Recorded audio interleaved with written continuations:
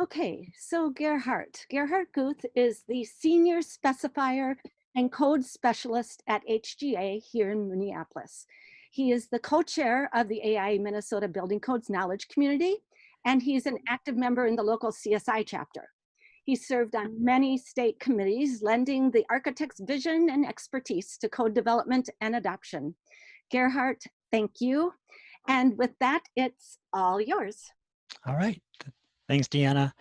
So welcome, everyone. As Deanna said, this is the first of three. The intent here was to work with the membership to give you some added insight into how the codes are getting developed and being issued as we speak, or have been since March 31st. And part of it is because we don't have the ability to work with Dolly right now in focusing on these education seminars. So Deanna had asked if I would look into providing some added insight into how the codes are being implemented. There are several out there, as you know. Existing building code is the first that we're going to tackle. Next week will be the building code itself, the IBC, and then the third will be the ADA, or 1341.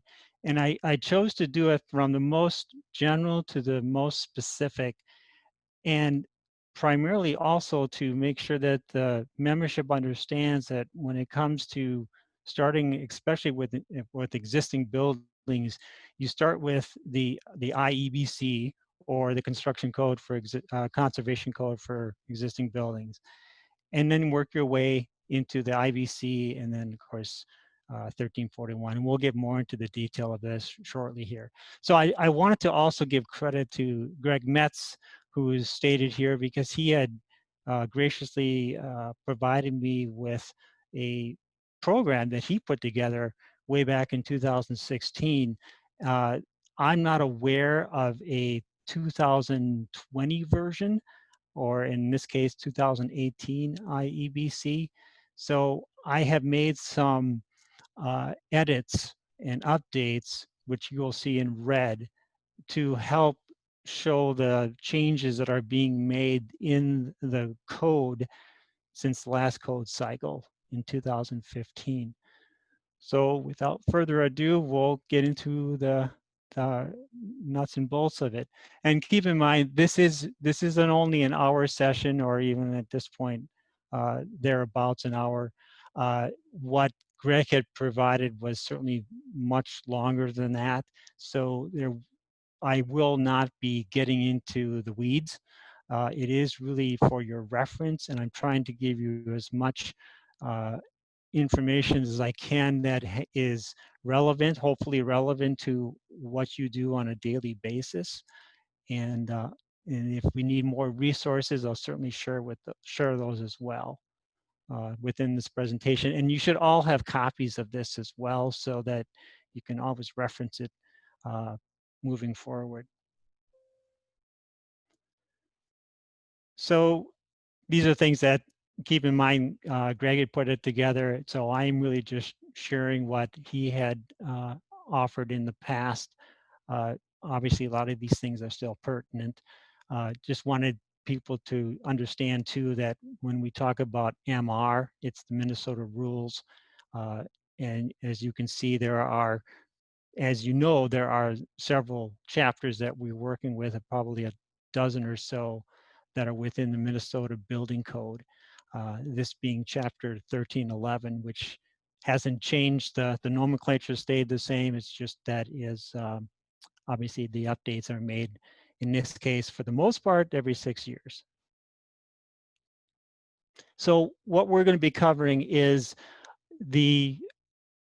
specifically chapter 5, prescriptive. Now there is, for those of you who have worked within the IEBC, you know that there are various options. And this particular program that Greg put together was really just focusing on the chapter 5, the prescriptive method. So there's a work method and there's a performance method. When we're not going to get into those because of the time constraint. But the one thing that did change was that they moved repairs into Chapter 4 as opposed to within other areas of the code. So there's some changing of the numbers. So you'll see Chapter 5 will be referenced many times within this presentation because of the renumbering of the system. So this is the code. The book hasn't actually changed. I have a copy with me as well. The cover still stays the same, but it is the 2020 as opposed to 2015. And this has been effective as of March 31st. So using the 2018 building code. And I've nothing else for takeaway. Just make a note, dli.mn.gov, and you will get more information on not only this chapter, but all the chapters that are currently effective in the state of Minnesota.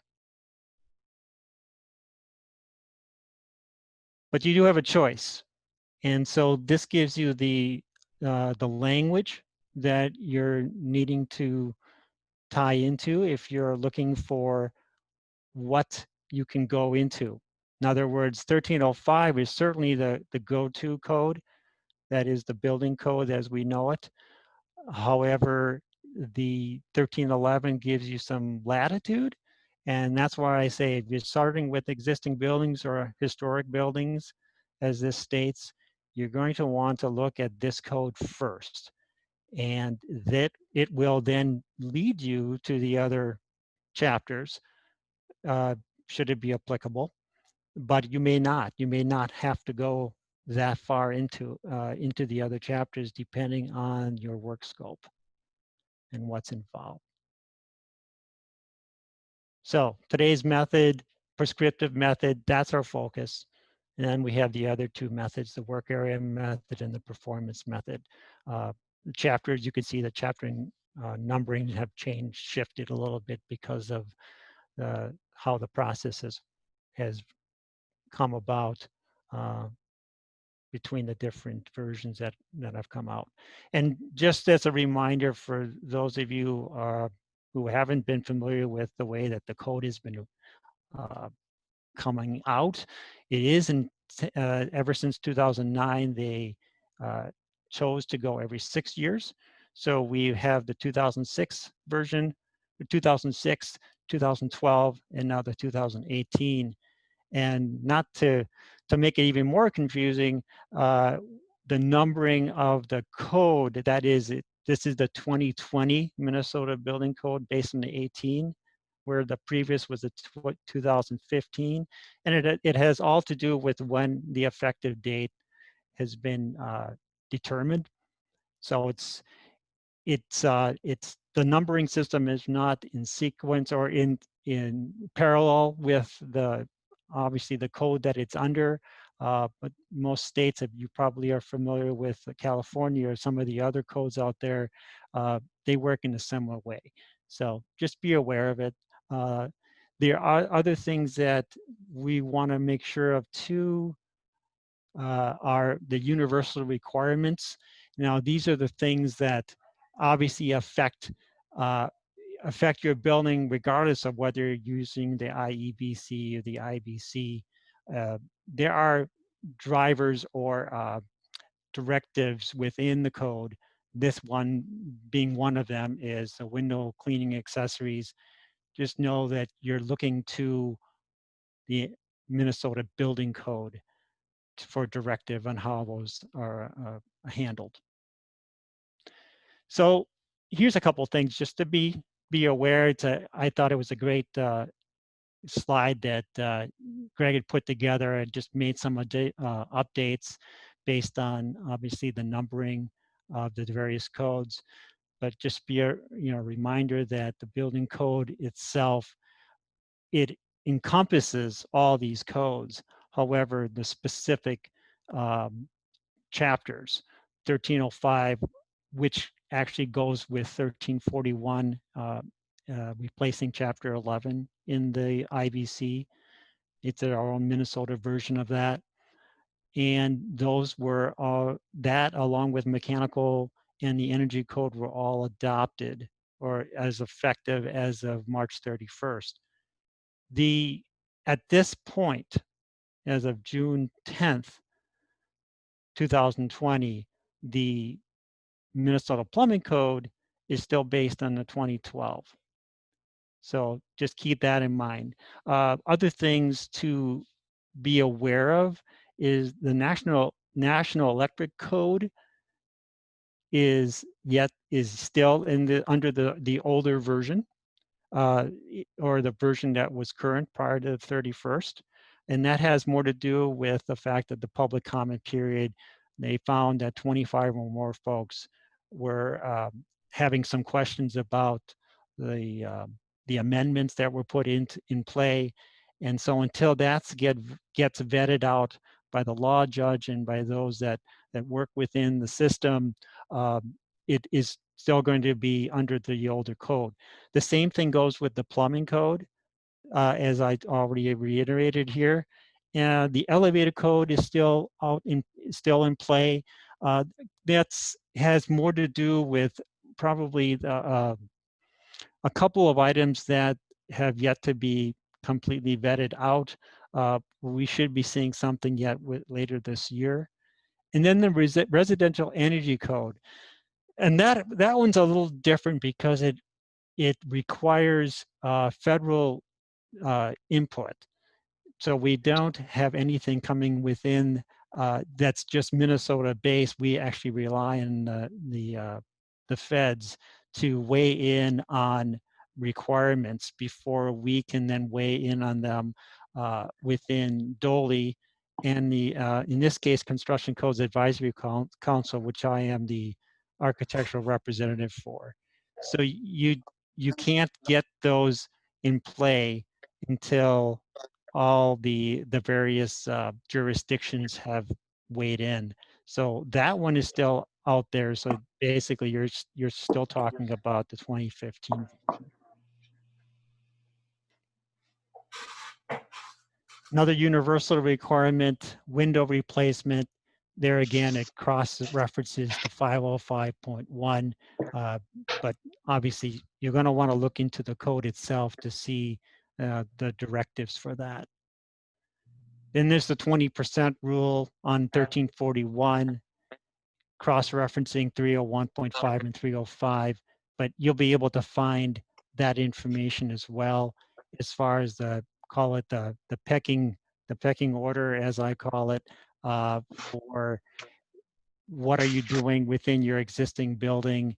Do you have your parking stalls? And then so it gets into accessibility, path of accessibility, toilet stalls, and the like. But there's a certain order of magnitude that one looks at, and this code will cross-reference back to 1341. So you want to keep that in mind. And then there's a commercial energy code, 1323, and that, as I said earlier, is adopted. It's just the residential 1322 has yet to be fully vetted by the powers that be, and we're kind of relying on the feds to give us some added backup before we can actually weigh in on that. So repairs. Chapter 4, where it was previously embedded within other chapters of that code, they chose to pull it out of the other chapters and make it its own chapter. So things that we want to be aware of, as Greg mentioned here, like materials, no hazard to life, health or property. Obviously, you can't use things that are bad for the environment and frankly for ourselves, asbestos, lead-based paint, and then routine maintenance. Those are the things to keep in mind.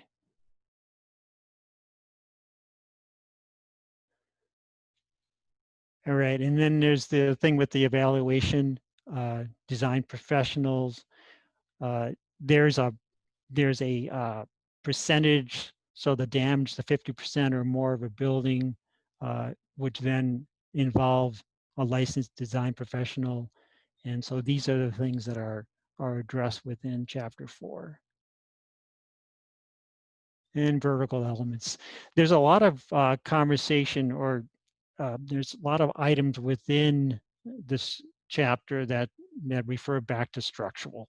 So you'll definitely want to get your structural team involved to make sure that you meet, or that the requirements of the project scope is meeting the specific items that are stated within Chapter 4, and know that these are all then, this could very well then bring you into back to the IBC, depending on the nature of the work that needs to be done.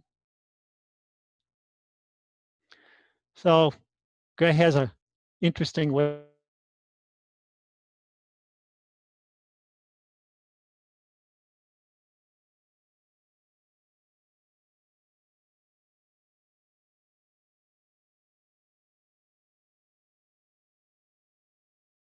this really has more to do with talking about the lateral, talking about wind load, and then it's got the criteria back to Chapter 16 of the IBC.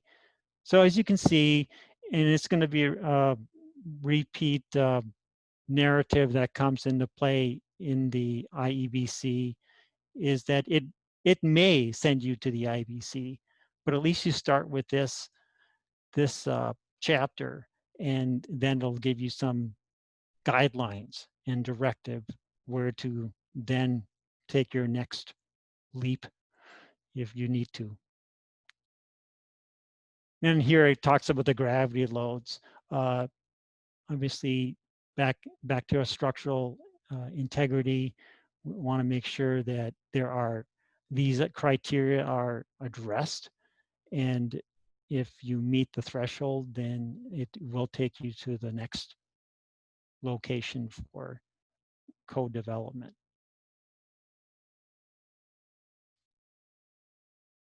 So it's really just giving more latitude, more directive as far as the structural criteria is involved. But you know, the idea here is that the IBEBC is probably goes without saying, is trying to work with existing building stock. You know, whether it's 90% or whatever that number may be of most of the buildings that are in play. Obviously, uh, not as much in the new construction as there is in percentage of existing buildings, but to be able to utilize them, to retain them without having to tear them down. And this is giving some credence to that, to allow for building owners to be able to utilize existing structure where it's got good bones, no reason to tear it down. This is giving you some latitude as far as how you can address those things. So where can you use Chapter 5? So here's a flow chart. It's probably not too hard to fathom how this all plays out, but I think if there's anything else within this presentation that has some very helpful directive, it would be this chart process. Just answer the question and with a yes or no, and it will send you to where you need to go. So we follow this to the next slide. Let's say we start to take to the start. Is it a historic building? No. Then we can obviously move into the rest of it. Change in occupancy might have some other provisions that are involved, but we'll get more into that later as far as the other methods that are involved in or what you can utilize. But if not, prescriptive method has been shown, or at least Greg has alluded to it in his presentation, that it tends to be the most common approach for working within the IEBC. So there's obviously historic buildings. There are entities that are involved to work within that realm of historic buildings. National Register of Historic Places, Department of Interiors, and state or local historic preservation programs. As you can see, the historic buildings now got moved into Chapter 12. And so when can't you use Chapter 5? So change in occupancy to a higher hazard and the altered building will not comply with Minnesota Rules 1305, namely the IBC. And when an addition or alteration creates a condition that is less conforming. So obviously you can't make it more dangerous than it was before. These are the things that kind of a check the box, and then you look at other things such as what then you go to either Chapter 10, which is the change of occupancy, and you go to Chapter 6 and 9, which has to do with the work order, and there are levels within that work order that you can look at. As he says, topics for another day because it's more time than we have available for today's session. So getting into prescriptive compliance, Chapter 5. So we have things that obviously can be part of the process, the additions, the alterations, the repairs. These are all items that will help us work within the realm of an existing building structure, as long as you fit the criteria. That's because it is prescriptive. It's going to be more specific to what meets that threshold. So if it's an addition, we probably have all been familiar with this. You got to comply with the IBC for additions based on the current code in play, namely in our case, the 2018 IBC with Minnesota provisions, amendments, or as we call it, the 2020 Minnesota Building Code. And then the alterations. So this is where it gets a little more specific, or it gets a little more vague, depending on the structural integrity of the building. And so that's what I state on here, depends on the code version at the time of the work. So if you're looking at these different codes that are coming into play as we know it today, you know that there are some latitudes because of COVID-19. I've been hearing and been sharing with teams at HGA that Minnesota, the DOLE has permitted some leeway on kicking into the next code cycle. But there again, I would say I always strongly urge team members to check with your AHGA, your authority having a jurisdiction, be sure you're all on the same page. In other words, even though it's June, some municipalities, some jurisdictions have permitted a little bit of a slide in which code you're going to be having to address, but certainly check with them prior to getting too far along into the code, so you're not going to get into some challenges later on when you're finding out that the code that you're needing to be on is the more current one and not the one that you would assume was the previous code. Height and area, they're talked about in Chapter 5. Obviously, there are things that are equated within the IBC, and the IEBC addresses those as well. So gravity loads, these are the criteria I was talking about before from a structural standpoint. If you're working with the parameters within the IEBC, it's going to give you some latitude. And so it's really about the numbers that are involved here. I, not being a structural engineer, I can't tell you what those capacities are or even pretend to. And that's why I have a structural engineer to take the calculations, do the calculations.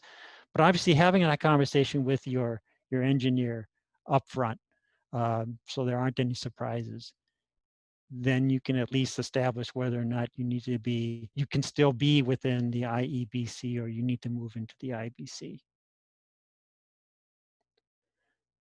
Building structure, little lateral wind loads. Obviously, that probably speaks for itself. Make sure that you're complying with the requirements on that. And then this gets really into the wind loads provisions. So there are some things here, again, it's a 10% original design load. So these are numbers that you're just going to get familiar. Obviously, you have to look into the code to get into the nuances of it and the specifics of what they're giving you for limits. It's more to do with so this is specifically for the RI1 for those of you who work within the residential code. Although this specifically, if it's 1305, that's going to be probably multi-housing and not your residential building code, which is 1309. So just be aware of that. Depending, figure out what your occupancy groups are, and obviously determined by whether it's a townhouse or something multi-family, which gets it into the 1305 versus the residential code. So alterations with 1305, this is still, obviously this is in play, no less conforming to the IBC prior to the alteration, and then there's some exceptions. Stairways kind of get in play a lot, and there are these extensions that come into the mix as well. Be aware of that. If we're dealing with the existing space and construction does not allow a reduction in pitch or slope. Now, reduction in pitch or slope. So that's the key, because if you're dealing with historic buildings, obviously there's going to be little bit more involved, not involved, a little more latitude given for historic buildings. You can see where this particular project, the architect provided a guard system that was more conducive for safety, for health, safety, and welfare.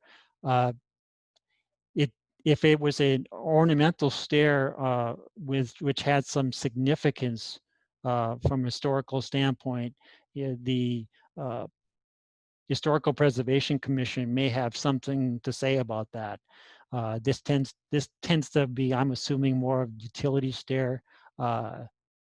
We have this actually at HGA, very similar situation where we ended up putting something like this, similar to this, within our utility stairs, our exit stairs, just because they weren't historical, yes, but we were more concerned about the safety aspect than whether or not it kept the same look as what was intended, back 100 years ago. But there's some latitude here that you're given for historic buildings, or with stairwells, generally speaking, for stairwells. So there are some things that you can do that within the new building, within the IBC. Obviously, this wouldn't be possible, but in an existing building, you do have some criteria that would allow you to maintain what you already have. So that's why I think it's really important to, if you're dealing with existing buildings, start with this code for things like this. And building structure, again, gravity loads, there are criteria that are placed within the code. more to do with gravity loads.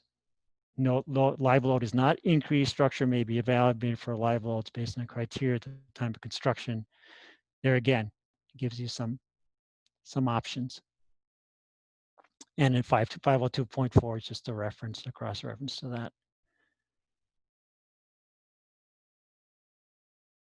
This goes back to the IBC, but it has more to do with capacities. If those capacities are get beyond the threshold, well, that's where you are sent directly to the IBC.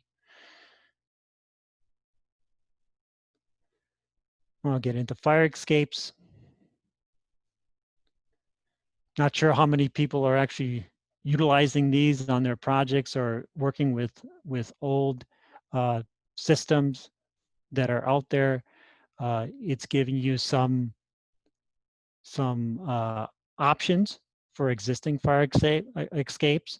Obviously, structural integrity is going to have to come into play here. Make sure that they're actually functioning and working the way they're supposed to, and they're not dilapidated or unsafe. But it does give you some. It's permitting you to work within the IEBC for these specific things. And then there's some criteria as far as the finished floor levels, uh, the counterbalance system, uh, alleyways less than 30 feet wide, and lowest landing of greater or equal to 12 feet. There again, those are specific criteria you need to keep in mind. And then your live loads, what's involved within depending on the construction type as well. There are certain items that you would not be able to get these numbers within the IBC, but obviously they're looking to make sure that existing building stock can be maintained. And keep in mind, this is assuming that the occupancy group did not change. Because if it does, then you're probably going to be going to back, I believe it's chapter 10. So this is assuming you have existing construction and you're not changing occupancy groups. And so you give yourself, you do have some more liberal numbers that you can work with. We talk about the game changing sections. So actually, one thing that I did talk to Greg about prior to putting this amended presentation together, I asked him what were some of the key items that changed within the Minnesota Building Code when we did our tag committees. And for those who aren't aware, when the codes are implemented or prior to implementation, there's a whole litany of things that need to be done ahead of time. And one of them is to form tag committees, technical advisory groups. Uh, that is actually available to anyone within our organization. I've had the opportunity to be involved in the 1305, the 1341 in the past code cycles, as this one as well as the one previous to this. And part of that conversation in the tag committees is to then figure out our amendments. What are we going to do that is changing from the last code cycle? And the challenge, of course, you can imagine, if we're going only every 6 years, we have to look at the previous code that we didn't adopt, as well as the current code that we're looking at, and find out what's changed and what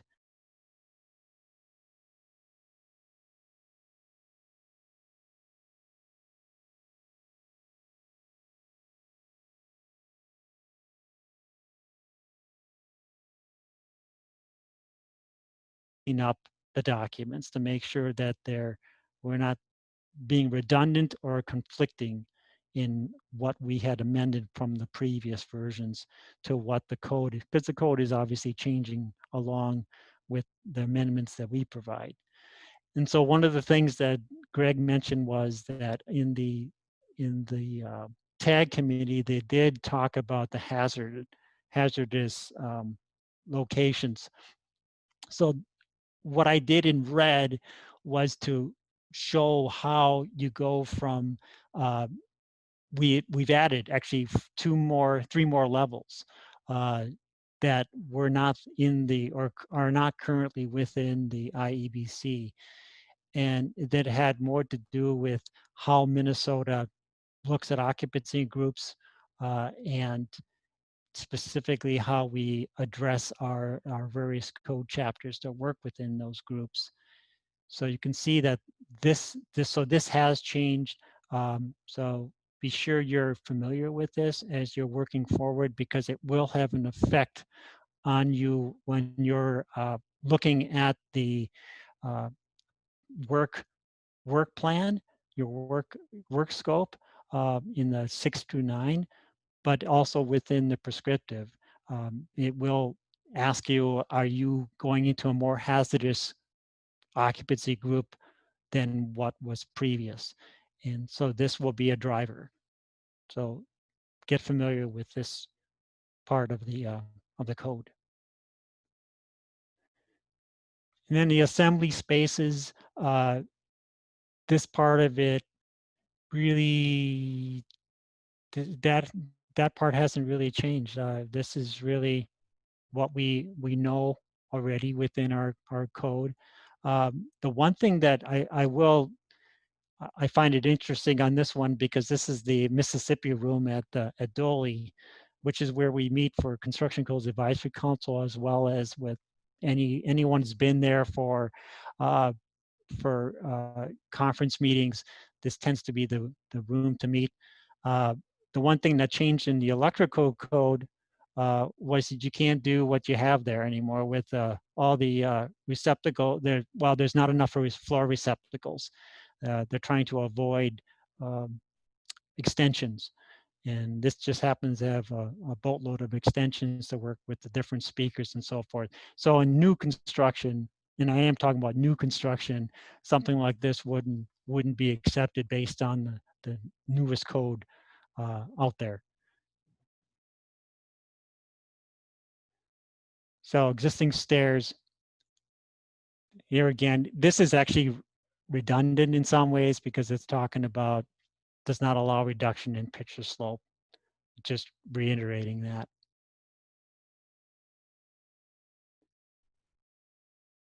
Now, if you're talking about historic buildings, you go to chapter 12. So if you're on the registry, if you know of a project, or you have a project that has it within the registry, then you do have even more latitude as far as what you can do within the space, what's allowed. To obviously there's limits to it, and health, safety, and welfare still needs to be considered to some degree. But know that you have that chapter to go to for those specific type of projects and buildings. So this was our goal for it. It looks like I've still got more than enough time. It wasn't, like I said earlier, the intent here is not to be exhaustive in the process, but to at least let you know that there is this code. Some building officials are embracing it. Others are not familiar with it. Others are still getting familiar with it. And this is why Greg does his road shows, other than currently. My understanding is that they are going to be starting up again in October. And maybe I didn't mention this earlier, but the main reason why Greg and Karen and others at Dolly were not going to be focusing on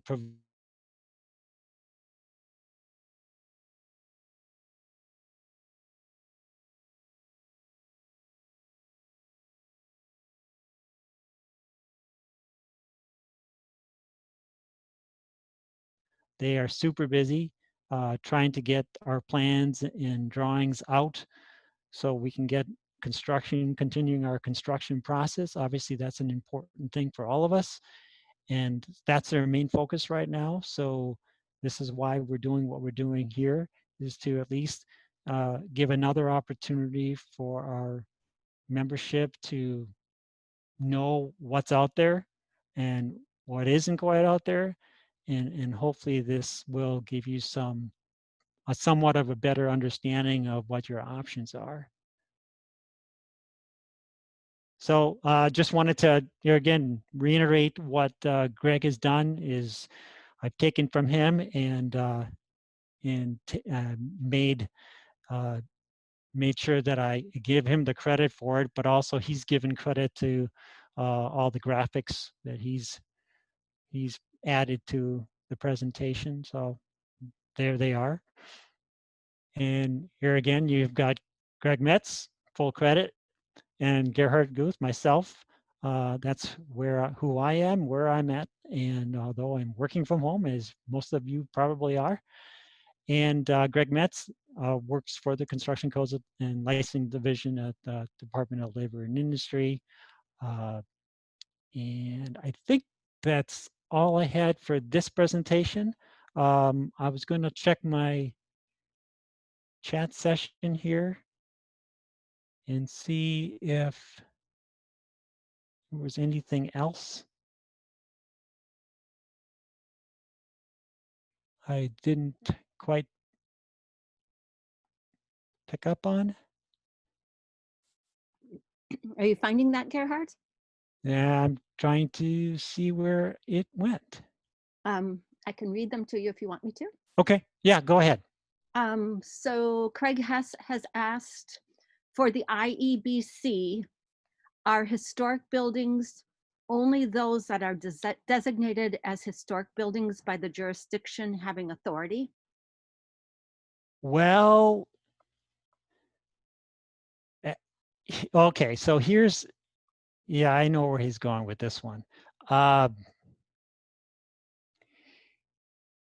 The architect has the opportunity to designate the building, the occupancy group and type of construction, all those things. To get historic building is really not the AHJ's realm. It is basically working with, if it's registered.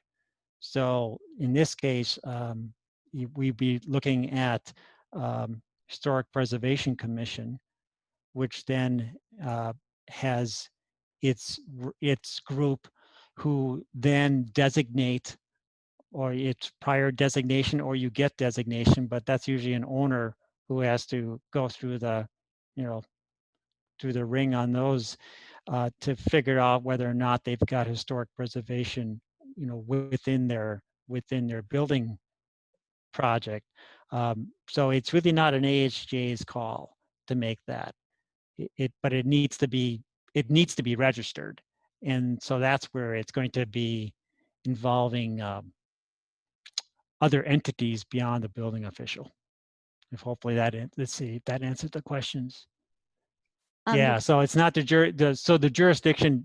It's not the AHJ so much, or the building official, if you will, that's giving that call. It could be the Department of the Interior. It could be, or in this case, HPC, that gets to make that call. Okay, and then there's one other one. Tirsa Wodash has asked, can you discuss more the implications of using the prescriptive method if the proposed is a partial or entire change of occupancy to an existing non-historic building? So yeah, I mean, this is not, chapter 12 is specifically for historic buildings. So chapter 5 covers everything else that's existing. I mean, it's like I say, it's not the only method. There are the other two methods. The work plan method is a little bit more. It has different levels. level 1, 2, or 3, whether it's just replacement of in kind or you're dealing with something that is partial replacement, or you have a lot of work being done within that space. That has there's a place for that. Performance method gets you into much more.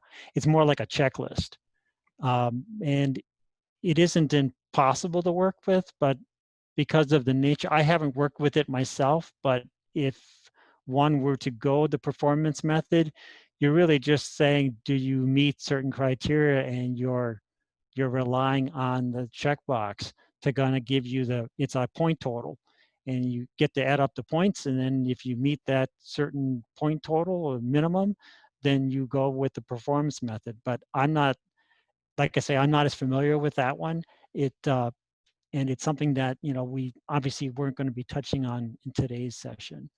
But does that answer the question as far as prescriptive method? I mean, it is because of the nature of it, it tends to be more utilized, just because just like in our building code, we tend not to work with performance um, assembly. We tend to work with prescriptive just because they're easier to get our heads around. Performance needs some testing, and it usually things that are out of the box are going to be more prescriptive in nature than.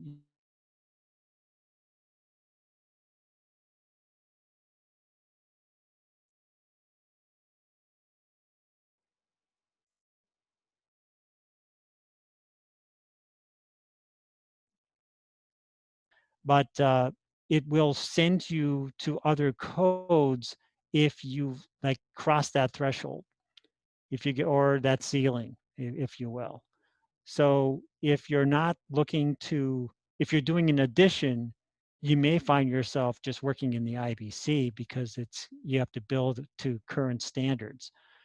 But if you're working within a building that has existing and new, you may find yourself working in the existing building code for the existing product or materials. But then again, got to be careful about your use. It's like the person that's using the space. If they're working within the new space, but they have to cross into the existing space, you may have to protect those people based on the new code as far as your protection. As maybe it's sprinkling, maybe it's a rated corridor if that's in fact what you're coming from. You can't go into a less protective mode from a new construction into an existing construction. So it depends. It depends on what those parameters are. Criteria for renovation between going with the existing building code or the IBC. Well, in that case, I kind of like what I just said. I mean, it's really, the criteria is based on whether you're using the prescriptive code or you're working within the another code cycle. You just have to be concerned. You have to be understanding what it is that you're working within, um, and know that you're not going to be finding yourself going into something less restrictive or less safe than what you had prior to. Let's see. System becoming even it's a more onerous result.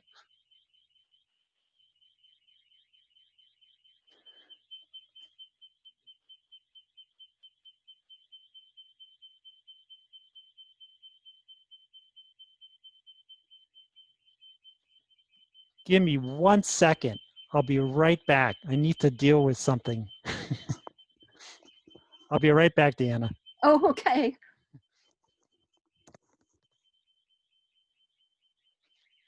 So I guess I'll just take this as a reminder that you'll automatically get 1 HSW credit for being here. I'll put that onto your AIA transcripts as long as the Zoom report shows that you were there for the entire hour. And for anyone who's a member or not a member, you'll be getting a certificate by way of email. Okay. Okay. Nothing like a Simply Safe going off on the house. Oh, Lord. Okay, so let's see. Section 505, it says change of occupancy not conditional partial must comply with IPC to chapter 10. That may be the case. Without getting into the, I'd have to review that again to be certain. But here again, I'm not trying to be the answer all here. I just want to make sure that folks know that there is this code. You should look at within the various methods that are available, and it should guide you to where you need to be. So if there was something that I said or misspoke on, please look into the code to be sure that you're meeting the provisions that are or things that are allowed within that code. Issues of a project involving ambiguous interpretations of Chapter 5. I would say certainly don't hesitate to contact Greg Metz and or anyone within Dolly.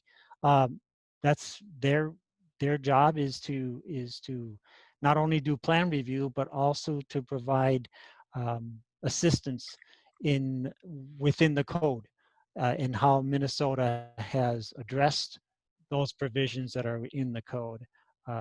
And they're very accommodating. And that goes the same for Karen Gridley with the 1341 for the accessibility code. She's a great resource, and she certainly is very accommodating and gets back to folks with questions or answers to questions that they may have. Let me make sure I capture these here.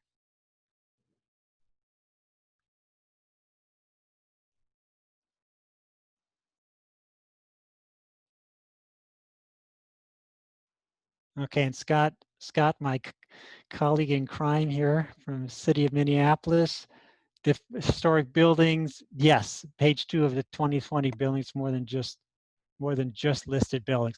Thank you, Scott. Yes, there is something we did try to address that. And if what he's referring to in 1300, that's a chapter that basically is chapter 1 of every one of our codes.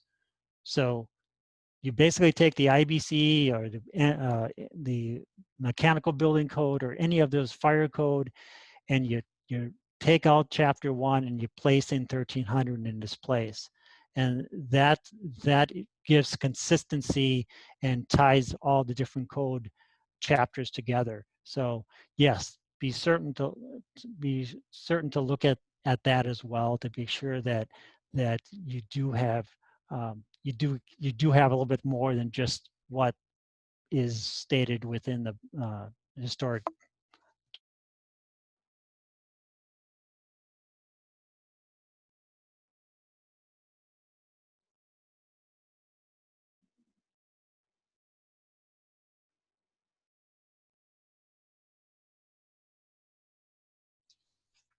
And there is a chapter 11 additions. So just be aware of that. You will want to make sure that you understand that you start with that chapter first, and then it'll send you, very likely send you 1305. So yeah, I mean, basically the Minnesota version says a written report shall be prepared and filed with the code official by a registered design professional when a report is necessary, in opinion of the code official. And this has to do with a historic building. So these are the kinds of criteria that are specifically, they try to be addressed within chapter 1311.